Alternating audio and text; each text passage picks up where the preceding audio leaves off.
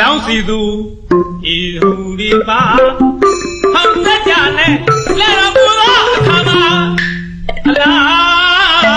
င်းစီသူဤဟူဒီပါဟောင်းစကြနဲ့လက်တော်ပူသောအခါမှာ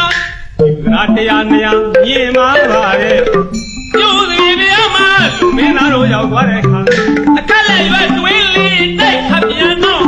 နတ်တောင်းနိုင်ရဲ့လို့ပြောရရတဲ့အခါရာတရားနေရာမြင်မှာပါရဲ့ကျိုးစီပြမလူမင်းသားတို့ရောက်သွားတဲ့အခါ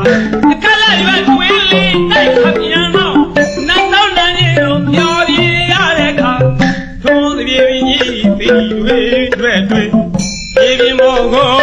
ရွေကကြပြန်တော့ဩသာရနာပါတဲ့သံကိုယူကယနေ့တိုင်သာပြောတာတရားညာမစဲဟာ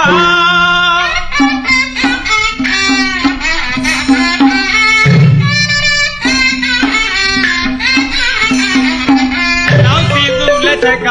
စခဲ့ပေလားစာပွင့်ဝင်ဝင်ဆိုလို့သားရှင်ပြုတ်ကြတဲ့ခါကစားရဲ့ဝေရာမေလာယုံလို့လူကြီးပေးရတဲ့ခါပြောတန်တာပေါင်းစုလို့မင်္ဂလာပြုတဲ့အခါမှာညဘောတောင်းမရောနိုင်တဲ့ဒီပြေည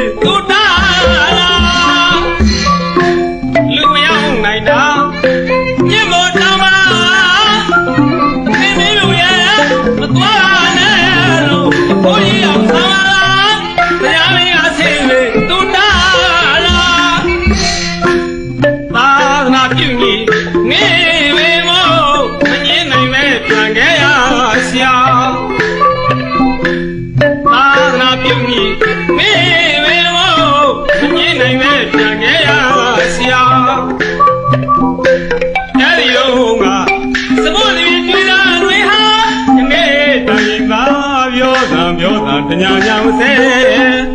ဟာ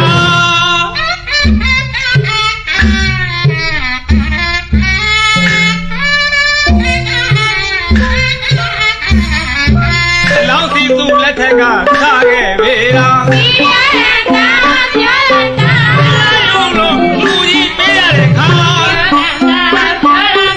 လောင်းစီသူလက်ထက်ကစားခဲ့ပေလား